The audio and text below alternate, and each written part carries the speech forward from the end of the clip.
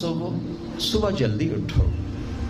میں پوری دنیا پہ ابھی افریقہ کے 8 ملک پسماندہ 5 بجے کے بعد بازار بند ہوتے ہیں. یہاں رات 9 بجے شاپنگ کے لیے نکلتے ہیں. میرے رب نے رات سونے کے لیے بنائی, دن کام کے لیے بنایا.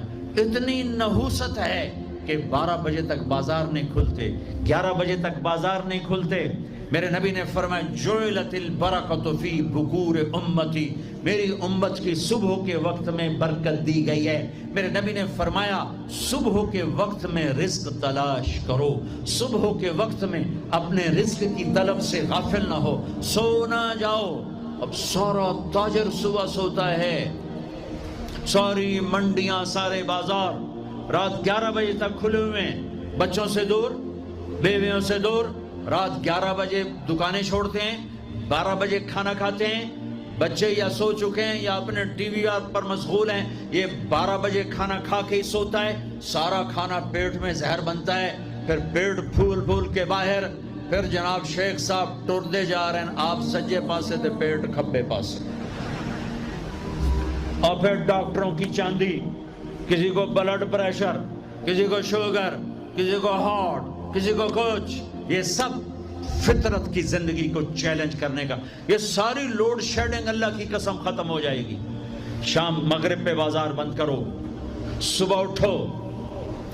سارا یورپ, سارا امریکہ, سارا چائنا, سارا افریقہ میں جہاں پھر کر آیا ہوں, 5 بجے بازار بند ہیں. 9 بجے سناٹا ہوتا ہے, ہو کا عالم ہوتا ہے. تمہارے 9 بجے لبرٹی سے گزرا نہیں جاتا ہے. کیا ظلم و ستم ہے. نہ دین جانتے ہو نہ دنیا جانتے ہو, نہ تم دین کے واقف ہو نہ دنیا کے واقف ہو. دنیا سے بھی جاہل ہو, دین سے بھی جاہل ہو. دنیا کا بھی ظلم کر رہے ہو, دین کا بھی ظلم کر رہے ہو. لا ثمرۃ بعد العشاء, میرے نبی نے فرمایا عشاء کے بعد کوئی مجلس نہیں ہے, سو جاؤ. تہجد میں اٹھو. 12 بجے کے بعد جو آدمی سوتے ہیں ان کے جسم کی ریپیئر ہوتی نہیں ہے.